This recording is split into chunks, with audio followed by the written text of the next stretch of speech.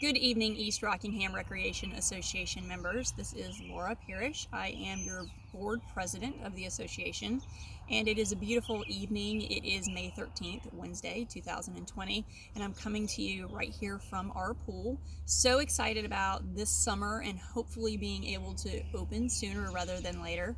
But I wanted to do this video for you guys to have some better communication and clarify some things about the last email that we sent out. I know so many of you have so many questions, and I'd like to get them answered. I would like to say that if you have any questions for me directly, please feel free to reach out to erracommunity@gmail.com. That is the email that I check and respond to. So if you have any questions about this video, information, comments, concerns, anything, please feel free to reach out directly to me at that email address. Now, I do have some notes here because I want to make sure I cover all of the things and not leave anything out, so I'm going to be looking down. So first I want to say that we are preparing to open the pool as soon as we are able to open the pool. As a matter of fact, this weekend we are planning on taking the pool cover off and getting chemicals started, so we are excited about that happening. We're going to be working on preparations and cleaning up, things like that. And just know that as soon as we are legally able to open, and we will, following all social distancing guidelines, as your safety is our #1 priority. So as soon as we're able to open, we will. And that is why we're making preparations so that when we are able to open, there's not a waiting period, okay? Secondly, I want to say that we are going to be able to make decisions based off each reopening phase that the governor issues. Phase 1 might end on June 1st, but we don't know that for sure. No one does. So we're not going to be able to make any additional decisions until we know what Phase 2 entails. We cannot open during Phase 1. So when we know what Phase 2 entails, when it will start, then we will know how it will impact our association and be able to make decisions further based off of that. So as each phase is rolled out, that is when we will be able to make additional decisions. Thirdly, we will do our due diligence to be as fair as possible to all members and prorate the summer if need be. That is not a guarantee. Again, none of us have any answers. We don't know when we're going to be able to open, but we will cross that bridge when we come to it if there is going to be a significant delay, and we will prorate things if and when that occurs. We do not have that answer at this time. Again, if we do not open at all, everything that anyone has paid will be refunded with the exception of the $75. And that leads me to what I want to discuss next, which is the $75. The $75 that you pay each year is a capital assessment fee. Okay, capital assessment fees are normally used for major projects that we do here at the pool, such as buying new pool covers, putting pumps in the pump house, resurfacing the pool, getting new tables for the pool, all these nice things and amenities that we've done, fixing the recreational areas, things like that.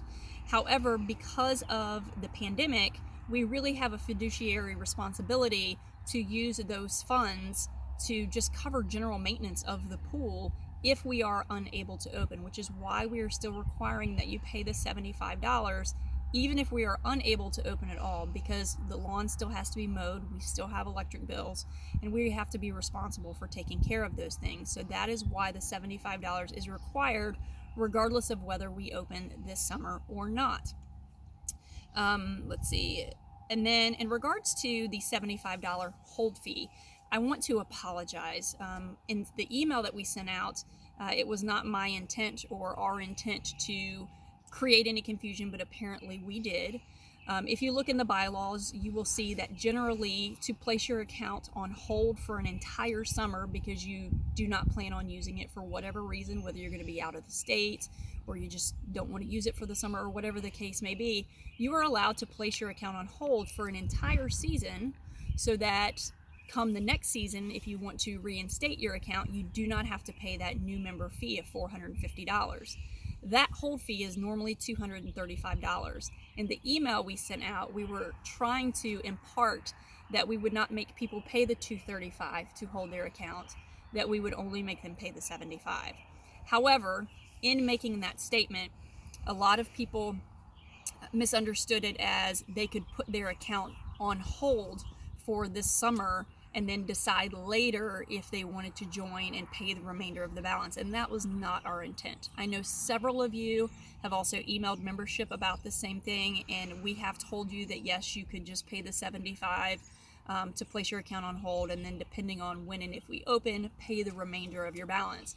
However, I have to tell you that that is not financially feasible for us to do based on hiring.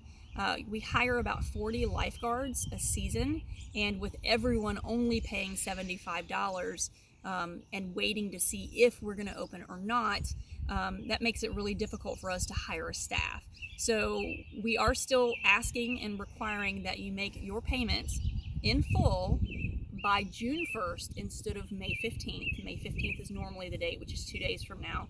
But because of the pandemic and everything that's crazy right now, we need you to make your payments by June 1st. So if you plan on using the pool this summer, we do need you to pay by June 1st your full fee, which is $395 if you're a family, or the lesser fees if you're just a couple, an individual, or a senior couple. For those of you who have reached out about payment plans, then you should have already had that set up through membership. If you reached out about the 6-month extended payment plan, that has also been set up through membership. Other than that, please do pay your membership in full by June 1st so that we can move forward with hiring our staff and be prepared to open when we are able to open per the governor. So I think that's all that I have to cover right now. We really appreciate your all's patience. I do understand that maybe a lot of you feel like we have not been the best at communicating, and that is completely my fault. I just felt like, we don't have any answers. We're in the same boat that you are. We all want answers. We all want the pool to open. We all want to move forward with our wonderful season and summer. And it's just difficult right now. It's a difficult time for everyone. And so we don't have any answers, but hopefully this video has explained a little bit and answered some questions for you. So if you could please get your dues in by June 1st. Again, if we are unable to open, all of your money will be refunded except for the $75. And if we open severely late or whatever, when we open, we will cross that bridge as we get to it in regards to proration of the summer. Thank you so much for taking the time to hear us out. And please, again, if you have any questions, feel free to reach out. Thank you so much.